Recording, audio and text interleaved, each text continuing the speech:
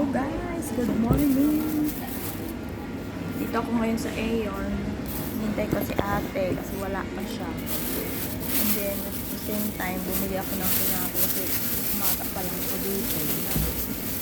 Bumili ako ng tinapay. Yung tinapay. At syempre, nagbaon na ako ng kape ko, parang kape ito guys. Kape po tayo guys kasi yung goods na ako water lang yung ininom ko kanina guys. So, it's it guys. Tingnan ko kung ano ito, sabi tuna daw. So, i-judge natin kung tuna nga ito. Tuna nga guys. Yan nyo guys. Yung kalaman nga siyang tuna. Sarap. Isang kagat ko pa lang may tuna na talaga guys. Ang sarap siya. Ang laki. Napakalamot pa guys.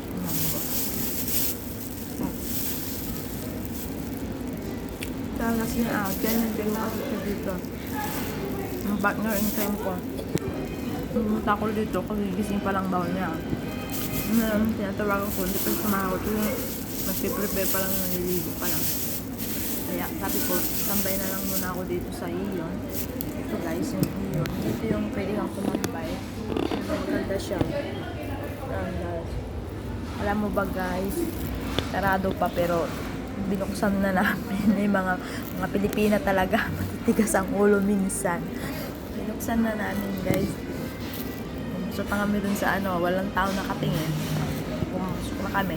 Siyempre, at the same time, tago-tago lang tayo para baka mamaya palayasin tayo ng mga check-wa ba.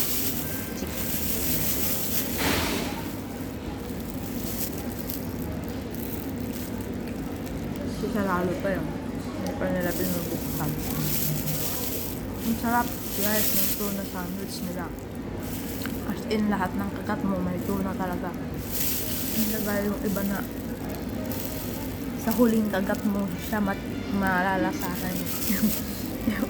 Kung ano man yung sinagay nilang dyan sa loob. So guys, talagang bawat kagat mo may tuna siya talaga. Ang harap siya. Nandun yung tao dito, dalawa ba ako dito. Isa milk bread, ay yung isa is red beans yung palaman niya.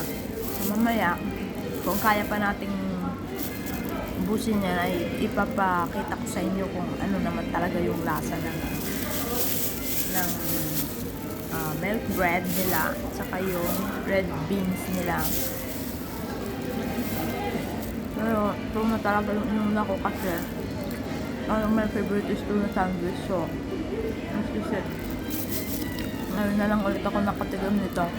But pinamin sa Saudi, lagi akong nakakatikim nun kasi paborito din ng mga amo ko yun. Lagi kong ginagawang sandwich nila.